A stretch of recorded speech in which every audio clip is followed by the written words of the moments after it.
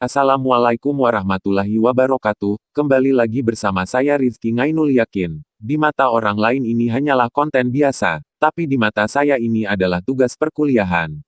Di sini saya akan menceritakan alur cerita film Revolusi China 1911 sekaligus untuk memenuhi tugas sejarah Asia Timur.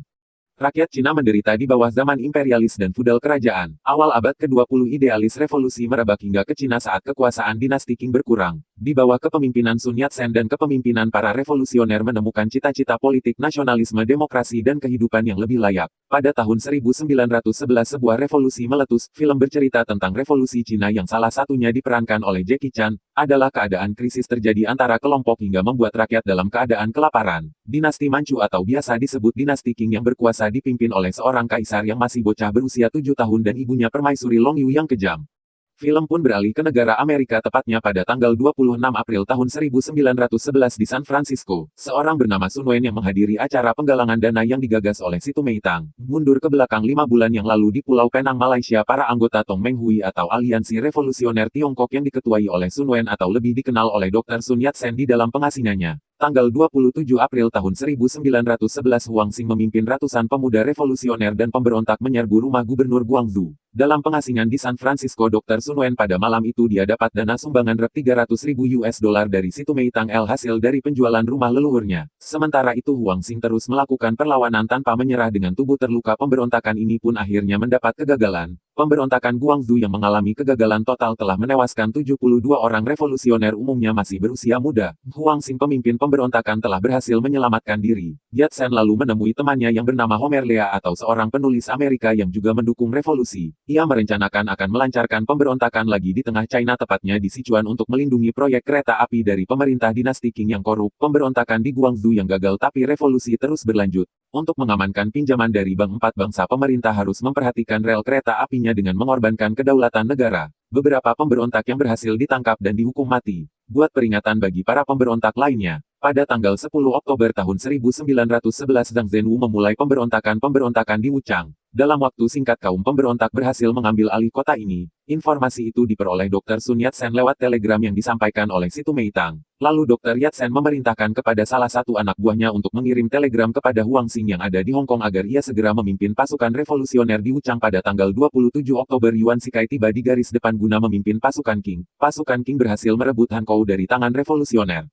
Jenderal Yuan Shikai yang sedang di garis depan didatangi oleh revolusioner bernama Wang Zaoming. Kaum revolusioner menginginkan perubahan sistem negara dari feodal ke republik. Perang besar berakhir pada tanggal 26 November saat Han direbut oleh pasukan Qing. Para revolusioner di Wuchang berhasil bertahan dari gempuran prajurit Qing selama 40 hari. Berkat perjuangannya maka organisasi-organisasi revolusi itu memproklamirkan kemerdekaannya. Kota hanya direbut setelah perang 40 hari. Akhir 1911 Sun Yat-sen telah kembali ke Tiongkok. Bersamaan dengan itu perwakilan dari 17 provinsi telah sepakat untuk membentuk pemerintahan sementara dan memilih seorang presiden sementara. Hari itu tanggal 29 Desember tahun 1911 saat pemilihan presiden sementara, konferensi itu memutuskan memilih Sun Yat-sen sebagai presiden sementara dengan memenangkan 16 dari 17 suara provinsi. Setelah mengangkat sumpah jabatan presiden sementara, Dr. Sun Yat-sen membuat pernyataan yang cukup menghebohkan.